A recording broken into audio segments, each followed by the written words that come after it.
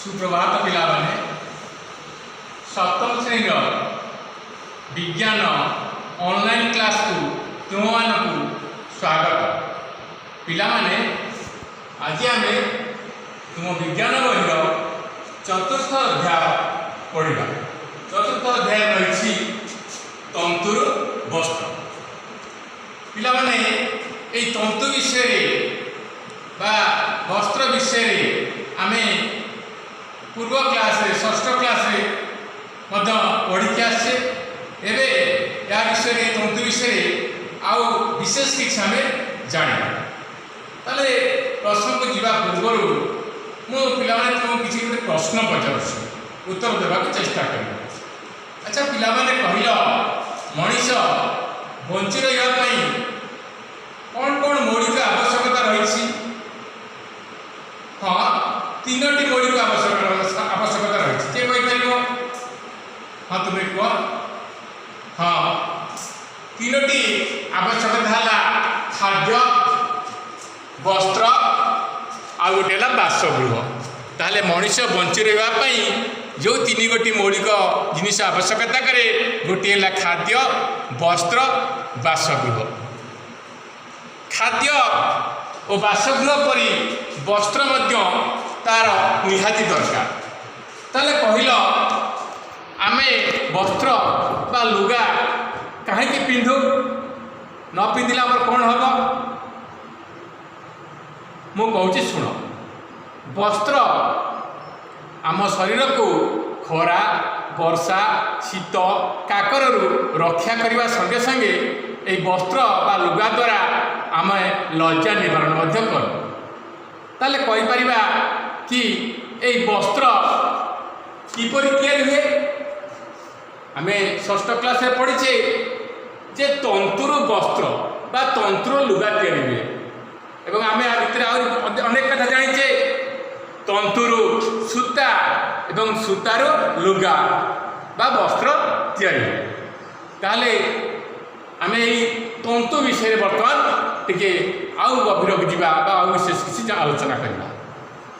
ताले आम जाचे बर्तमान जानिले तंतुर सूता, सूतार लुगा जेते प्रकार जिनस तुम पिंधुच व्यवहार करुछ से सबुगुड़िक यही तंतुर तैयारी।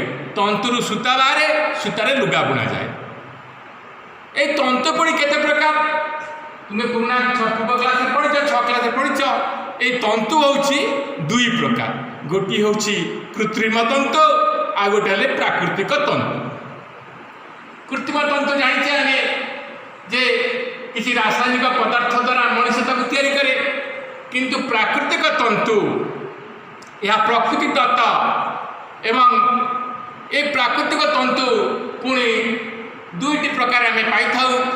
गोटे है प्राणीजात तंतु, अन्यटी है उद्भिदजात तंतु। प्राणी मान ठार गोटे तंतु पाई थाउ, आउ किसी तंतु आमे उद्भिद ठार पाई थाउ। जमती सूता लुगा बा कपा एटा कि प्रकार तंतु कहल? एटा होची कपा गोटे गछ अमादन करा जाए, तेणु यहाँ हूँ उद्भिदजात तंतु। से झोट, किया, नड़िया, नड़िया कता यहीपरी तंतु गुड़िक आम उद्भिद ठार पाई था। तापर आम पढ़ा प्राणीजात तंतु कौन? प्राणीजात तंतु है प्राणी मान ठार आम जो तंतु पाई था। प्राणी मान ठार मुख्यतः आम दुईटी तंतु पाई था, ताहला पशम आ गोटे है रेशम। पशम मुख्यतः आम मेंढा लोमर पाई था। आम आगू पढ़ा क्या ठार आम यही पशम मिलता है आमको। एवं रेशम तंतु आम रेशम कीट ठार ही पाई था। बर्तमान ये चित्रटी देख, ये क्या चित्र? ये गोटे मेंढार चित्र। तेणु जिते प्रकार पशम अच्छी यही पशम वस्त्र गुड़िक ये मेंढा लोमर ही तैयारी होता। ताले आज यही क्लास आम यही प्राणीज तंतु जो दुई प्रकार रही पशम और रेशम तंतु, आज आम यही पशम तंतु विषय यही पीरियड रे विशेषकर पशम तंतु विषय आम पढ़ा। ताहले पशम आम जानिले मेंढा, छेली, चमरी गाई और अन्य केतक पशु मानक लोमरू ये पशम मिलता है। ये सबू प्राणीकर गहलिया लोम तांको शरीर को गरम रखे।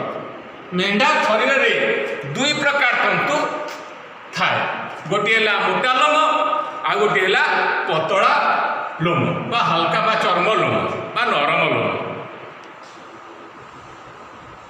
केतक जातिर मेंढांकर केवल नरम लोम ही थाए। आम जो वस्त्र जो पिंधुचे स्वेटर शाल मफलर टोपी इत्यादि ये नरम लोमर ही ये मिलता है। तेणु आजिकल विभिन्न प्रकार वैज्ञानिक पद्धति अवलंबन करी उन्नत मानर नरम लोम थिबा मेंढा को सृष्टि करा जाउछि वैज्ञानिक उपाय। यही प्रक्रिया को मनोनीत प्रजोजन बोली कहा जाए। जेमती आमे जर्सी गाई देखुचे हॉलस्टन गाई देखुचे सेगुड़ी कौन आम देशी साधारण गाई ठारू अधिक क्षीर दौरान सेहीपरि यही मनोनीत प्रजोजन प्रक्रिया माध्यम एवं वैज्ञानिक माने केतक विशेष जातिर मेंढा जन्म करने को सफल होती जहाँ केवल यही नरम लोम प्रदान करें। ताले आम देखिले जेते स्वेटर मफलर आम शीत दिने जो सब वस्त्र शीत वस्त्र व्यवहार करुचे ता मुख्यतः यही पशम रे ही तैयारी एवं ये पशम तंतु जेहेतु अन्य प्राणी मान मिलता है किंतु यार बड़ भाग केवल मेंढा मान ही मिलता है। ताले वही पशम आम क्या पाई था ना चमरी गाई केतक छेली आ मेंढा लोमरू यही पशम आम पाई था। ताले आम बर्तमान देखा यही जो मेंढा साधारणतः आम देखी आम गाँ मानक मेंढा देखी किंतु आम जो मेंढा पालन करूँ कौन पाई करूँ ना आम ये जो मेंढा पालन करूँ केवल मांस पाई पालन करूँ। किंतु तुम जम्मू काश्मीर उत्तरांचल गुजरात एवं हिमाचल प्रदेश यही सब राज्य मानक हिमालय प्रदेश यहीपरि सब जगार से माने जो मेंढा पालन करती से माने उभय मांस एवं यही पशम पालन करती। एवं तुम्हें जानले आश्चर्य हम सेठाकार छेली लोमरे पशम थाए से पशम तैयारी हुए। ताल आम बर्तमान देखा आम साधारणतः आम जलवायु ओडिशार जलवायु ए प्रकार जो पशम देउथुवा जो मेंढार लोम आम आम मेंढा मान थारे न थाए। तथापि आम बर्तमान देखा आम भारत वर्ष केते जातिर भारतीय मेंढा सब रही जो गुड़िक किए पशम दे था। देख ये सीरियल नंबर रही क्रमिक नंबर मेंढार जातिर मेंढा जातिर नाम को प्रकार पशम दिखती पशमर प्रकार मिलुवा राज्यर नाम क्यों राज्य यही प्रकार पशम मिलता है। एक रहा लोही मेंढार जातिर नाम है लोही उन्नत मानर पशम जेते उन्नत मानर पशम यही लोही मेंढा प्रदान करता है। ए प्रकार मेंढा राजस्थान और पंजाब राज्य में थाए। दुई नंबर आसला रामपुर बसीर एमानकर लोम होची माटिया लोम एगुड़िक उत्तर प्रदेश हिमाचल प्रदेश रे देखा जाता। तीन नंबर आसला नाली एमानक लोमरू गालीचा पशम तैयारी हुए। यह राजस्थान पंजाब और हरियाणा रे साधारणतः देखा जाती। चार नंबर आसला बाखराल एथरे आम जो शाल व्यवहार करे शाल जो पशम व्यवहार करा जाए बाखराल जातिर मेंढाकर लोमरू तैयारी यह जम्मू काश्मीर अंचल ए प्रकार मेंढा देखा जाती। पांच नंबर आसला मारवारी एथिरे मोटा पशम एम लोमरे मोटा पशम थाए एगुड़िक गुजरात रे देखा जाती। तापर 6 नंबर आसला पतनवादी एमानक लोमरे आम जो उलेन मोजा पिंधुचे गेंजी पिंधुचे शीत दिने एमानक लोमरू तैयारी होता है पतनवादी एगुड़िक गुजरात रे देखा जाती। ताले आम विभिन्न जातिर विभिन्न प्रकार मेंढा जाति विषय जानिले। बर्तमान ये छवि की देख, ये हूँ चमरी गाईर छवि। ये चमरी गाईर लोमर आम पशम पाई था। कड़े अच्छी गोटे देख अंगोरा छेली, ये एक जातीय छेली, एमान लोमरे एक उन्नत मानर पशम दे था जहाँकि अंगोरा छेली एवं जो पशम दे था पशमर चाहिदा आम समाज रे बा मार्केट रे बहुत अधिकार रही। तुम्हें घरे बापा माँ को जेजे को पचारे से कहे angora company sweater, angora company muffler market रे बहुत चाहिदा रही। मुझे बर्तमान तुमको देखा यही जो मुझे स्वेटर टी आनी देख, ये स्वेटर टी हूँ अंगोरा कंपानी बा यही अंगोरा छेलीर लोमरू ही ये स्वेटर तैयारी। तुम्हें घरे निजे परीक्षा कर देख जे जो अंगोरा स्वेटर मफलर अच्छी ताहे अंगोरा छेलीर लोमरू ही तैयारी।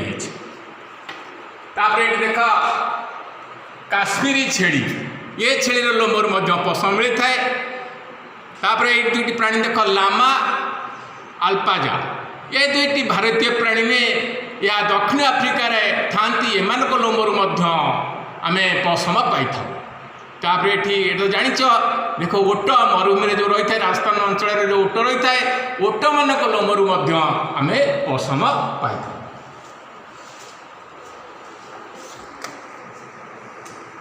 ताहले ये जो पसम आम साधारणतः मुख्यतः मेंढा मान पाई था। तेणु ये मेंढा माने आम साधारणतः देखुचे आम गाँ गंडारे किए गोटे दीटा मेंढा 8-10टा मेंढा तुम देखुथ घरे सब पालन किंतु पशु पाइबापी जो मेष पालन कराए मेंढा पालन कराए शह शह हजार हजार संख्यार से मेंढा पल तुम सब देखा पाइब। एगुड़िक तुम्हें जम्मू काश्मीर, हिमाचल प्रदेश, उत्तरांचल, अरुणाचल प्रदेश और सिक्किम पहाड़िया अंचल कि हरियाणा, पंजाब, राजस्थान और गुजरात समतल अंचल बुलीज मेंढा गोठ से देखी। ये मेंढा माने होती तृणभोजी। तृणभोजी माने घास खाती, घास पत्र खाती एवं एमाने खाद्य अभाव समय शीत दिने जो प्रबल शीत पड़े से चरी बुली पारती ना से शीत प्रधान राज्य मानक से घरे रखा जाए चोकड़, पिड़िया, दाना बा शस्य नड़ा आपको भिजेकरी खाइबा को दि जाए। सेठाकर जो मेंढा मान पालन करा जाए विशेषकर पशु पाइबापी मेंढा गुड़िक से पालन कर। किंतु तुम्हें केवे जापर ना जे तुम घर जो मेंढा रही रुम काटिक तुम्हें कहवा आम पसंद तैयारी करूँ से भूल के करना। आम जाना ताले मेंढा लोमरू एत सुंदर जो पशम कमी पाचे ये मेंढा लोम बा छेली लोम, अंगोरा छेली लोमरू ये सुंदर स्वेटर बा मफलर बा टोपी केमी तैयारी होता आम बर्तमान देखा मेंढा लोमरू पशम प्रस्तुत। ये लंबा प्रोसेस रही 6टी पर्याय 6टी सोपान ये मेंढा लोमरू एक पशम तैयारी होता है। प्रथम सोपान है कौन ना प्रथमे मेंढा मानकर लोम काटी दि जाए कैंची द्वारा बा विभिन्न जंत्र द्वारा यही मेंढा मानकर लोम कटा जाए। देख ये लोकटी केमती चित्र देख मेंढार लोम को मेंढा को पकईकी तले केमती तार लोम कटा जाउछि। मेंढार लोम कटा गला परे द्वितीय सोपान ताको कौन करा जाए ना गोटे बड़ पात्र रे पानी देकरी आ किछि लिक्विड बा किछि केमिकल मिसेकी ताको परिष्कार करा जाए। बड़ पात्र रे लोम परिष्कार करवा द्वितीय पर्याय। एठी देखो लोक माने लोक केमती गोटे बड़ पात्र रखिकी ताको घांटुचंती एवं परिष्कार करछंती। या द्वारा कौन होबो यही पर्याय रे बा यही सोपान रे मेंढा लोमरे जो धूली मली तैलाक्त बा तेल अंश थाए ताहा परिष्कार करने द्वारा ता सफा हो जाए एवं परिष्कार हो जाए। आम परिष्कार मेंढा लोम बा पशम पाई था।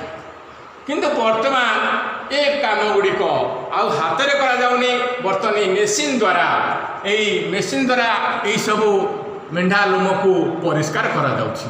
एबे आउ हाथ में ମାନୁଆଲି ଏ କାମ ଆଉ କରାଯାଉ। ତାପରେ ଆସିଲା ପରିଷ୍କାର ହେଇଗଲା ପରେ ପ୍ରଥମେ କ'ଣ ହେଲା ନା ମେଣ୍ଢାର ଲୋମ କଟାଗଲା। ତାପରେ ଦ୍ୱିତୀୟ ପର୍ଯ୍ୟାୟରେ ତାକୁ ଗୋଟେ ବଡ଼ ପାତ୍ରରେ ରଖି ସଫା କରାଗଲା। ତୃତୀୟ ପର୍ଯ୍ୟାୟରେ ଏଇ ଲୋମକୁ ବିଭିନ୍ନ ବିଭିନ୍ନ ସାଇଜ୍ରେ ଛୋଟ ବଡ଼ ଲୋମ ମଧ୍ୟ ଥାଏ, ନରମ ମୋଟା ଲୋମ ଥାଏ। ତେଣୁ ଏଇ ଲୋମକୁ ଅଲଗା ଅଲଗା ସାଇଜ୍ରେ ତାକୁ ଅଲଗା କରାଯାଏ ବା ବଛାଯାଏ। ଇଏ ଗଲା ତୃତୀୟ ସୋପାନ। ଚତୁର୍ଥ ସୋପାନରେ ଅତି ଛୋଟ ଛୋଟ ଅତି କ୍ଷୁଦ୍ର ଛୋଟ ସାଇଜ୍ର ଯେଉଁ ଲୋମ ଗୁଡ଼ିକ ଥାଏ ସେଗୁଡ଼ିକୁ ବାଛିକି ଅଲଗା କରାଯାଏ ଏଇ ଚତୁର୍ଥ ସୋପାନରେ। ପଞ୍ଚମ ସୋପାନରେ ଏଇ ଶୁଖିଲା ତନ୍ତୁକୁ ଆବଶ୍ୟକତା ଅନୁଯାୟୀ ବିଭିନ୍ନ ରଙ୍ଗରେ ରଙ୍ଗାଯାଏ। ଏଇ ଯେଉଁ ପଞ୍ଚମ ପର୍ଯ୍ୟାୟରେ କ'ଣ କରାଯାଏ ନା ଯେଉଁ ମେଣ୍ଢା ଲୋମ ଆସିଲା ତାକୁ ଶୁଖାଇଲା ପରେ ରଙ୍ଗ ଦିଆଯାଇ, ଏଥିରେ ନିଶ୍ଚିତ ଭାବରେ ରଙ୍ଗ ଦିଆଯାଇଥିବ, ରଙ୍ଗ ଦିଆଯାଇ ଏହିପରି ବିଭିନ୍ନ ପ୍ରକାର ସ୍ୱେଟର ମଫଲର ବା ଉଲ୍ ଯେଉଁ ତିଆରି ହେଉଛି ରଙ୍ଗ ବେରଙ୍ଗର ତୁମେ ଯେଉଁ ପିନ୍ଧୁଛ ଟୋପି ଏଗୁଡ଼ିକ ରଙ୍ଗ ମିଶାଯାଏ, ତାକୁ ରଙ୍ଗୀନ କରାଯାଏ। ତାପରେ ଷଷ୍ଠ ସୋପାନ ବା ଶେଷ ସୋପାନ। ଶେଷ ସୋପାନରେ ଏଇ ତନ୍ତୁ ଗୁଡ଼ିକୁ ମେସିନ୍ ଦ୍ୱାରା ସିଧା କରାଯାଇ ଗୁଡ଼ାଇ ଗୁଡ଼ାଇ ସୂତା କରାଯାଏ ଏବଂ ଏଇ ସୂତାକୁ ନେଇକି ଆମେ ସ୍ୱେଟର ମଫଲର ଏବଂ ଲୁଗା ବୁଣିଥାଉ। କିନ୍ତୁ ଏହି ସୂତାରେ ସୂତା କଟାଯିବା ପରେ ଲମ୍ବା ତନ୍ତୁ ଗୁଡ଼ିକ ସ୍ୱେଟର ବୁଣାଯାଏ ଏବଂ ଛୋଟ ତନ୍ତୁ ଗୁଡ଼ିକୁ ଆମେ ଲୁଗା ବୁଣିବା କାମରେ ବ୍ୟବହାର କରିଥାଉ। ତାହେଲେ ଜାଣିଲେ ଏଇ ମେଣ୍ଢା ତୁମେ ବିଶ୍ୱାସ ଦେଖ, ତୁମେ ଯେଉଁ ରଙ୍ଗୀନ ସ୍ୱେଟର ପିନ୍ଧିଛ ମଫଲର ପିନ୍ଧିଛ ତାହା କୌଣସି ଗୋଟିଏ ମେଣ୍ଢା ବା ଛେଳିର ଲୋମରୁ ହିଁ ତିଆରି ହୋଇଥାଏ। ଆଉ ଗୋଟେ କଥା ହେଉଛି ଯେଉଁ ଚମରି ଗାଈ ଦେଖ, ହିମାଳୟର ପାଦଦେଶରେ ଲଦାଖ ଅଞ୍ଚଳରେ ଏ ପ୍ରକାର ଗାଈ ବାସ କରନ୍ତି। ଆମେ ସାଧାରଣତଃ ଘରେ ପୂଜା ବେଳେ ଯେଉଁ ଆଳତି ବେଳେ ଯେଉଁ ଚାମର ହଲେଇ ଥାଉ ବା ଚାମର ଯେଉଁ ଠାକୁରଙ୍କ ପାଖରେ ହଲାଯାଏ ତାହା ଏଇ ଚମରି ଗାଈର ଲାଞ୍ଜରୁ ତିଆରି। ତେଣୁ ଏଇ ଚମରି ଗାଈର ଲୋମରୁ ମଧ୍ୟ ଆମେ ପଶମ ପାଇଥାଉ। ସେଇଭଳି ଆଉ କେତେକ ଛେଳି ଓ ଓଟ ଏମାନଙ୍କ ଲୋମରୁ ମଧ୍ୟ ଆମେ ପଶମ ପାଇଥାଉ। ତାହେଲେ ଦେଖ ତୁମେ ଯେଉଁ ରଙ୍ଗୀନ ସ୍ୱେଟର ପିନ୍ଧିଛ ତାହା ଏଇ ପ୍ରୋସେସରେ ମେଣ୍ଢା ଲୋମରୁ ଆସିକି ଏମିତି ଲାଲ ରଙ୍ଗର ସ୍ୱେଟର ବା ଗୋଲାପୀ ରଙ୍ଗର ସ୍ୱେଟରରେ ପରିଣତ ହୋଇଛି। ତାହେଲେ ଆମେ ଆଜି ଜାଣିଲେ ଏଇ ପଶମ କିପରି ମେଣ୍ଢା ଠାରୁ ପ୍ରସ୍ତୁତ କରାଯାଉଛି।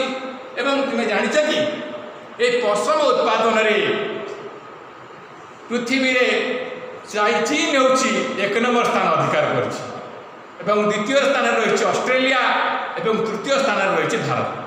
ତେଣୁ ତୁମେମାନେ ଚାହିଁଲେ ଆମେ ଅଧିକ ମେଣ୍ଢା ପାଳନ କରି ପଶମ ଉତ୍ପାଦନରେ ଆମେ ଭାରତକୁ ମଧ୍ୟ ଦେଶକୁ ମଧ୍ୟ ଆମେ 1 ନମ୍ବର ସ୍ଥାନରେ ପହଞ୍ଚାଇ ପାରିବୁ। ତାହେଲେ ବର୍ତ୍ତମାନ ଆମେ କ'ଣ ପଢ଼ିଲେ, ଆମେ କ'ଣ ଶିଖିଲେ ଏ କ୍ଲାସ୍ରେ ମୁଁ ଟିକେ ତୁମକୁ ସାରାଂଶରେ କହିଦେଉଛି। ଆମେ କ'ଣ ଶିଖିଲେ? ପ୍ରଥମେ ଶିଖିଲେ ଆମେ ତନ୍ତୁରୁ ସୂତା ଓ ସୂତାରୁ ଲୁଗା ବୁଣାଯାଏ ଏବଂ ଏହି ତନ୍ତୁ ହେଉଛି ଦୁଇ ପ୍ରକାର, ପ୍ରାକୃତିକ ତନ୍ତୁ ଓ କୃତ୍ରିମ ତନ୍ତୁ। ପ୍ରାକୃତିକ ତନ୍ତୁ ପୁନଃ ଦୁଇ ଭାବରେ ବିଭକ୍ତ, ପ୍ରାଣୀଜ ତନ୍ତୁ ଏବଂ ଉଦ୍ଭିଜ ତନ୍ତୁ। ପଶମ ଓ ରେଶମ ହେଉଛି ପ୍ରାଣୀଜ ତନ୍ତୁର ଉଦାହରଣ। ମେଣ୍ଢା, ଛେଳି, ଚମରି ଗାଈର ଲୋମରୁ ପଶମ ମିଳେ ଏବଂ ରେଶମ କୀଟ କୋଷାରୁ ରେଶମ ମିଳେ। ଓଟ, ଲାମା, ଆଲପାକାର ଲୋମରୁ ମଧ୍ୟ ଆମେ ପଶମ ପାଇଥାଉ। ଭାରତରେ ପଶମ ପାଇଁ ମେଣ୍ଢା ପାଳନ କରାଯାଏ। ମେଣ୍ଢା ଲୋମକୁ ଶରୀରରୁ କାଟି ବାହାର କରାଯାଏ।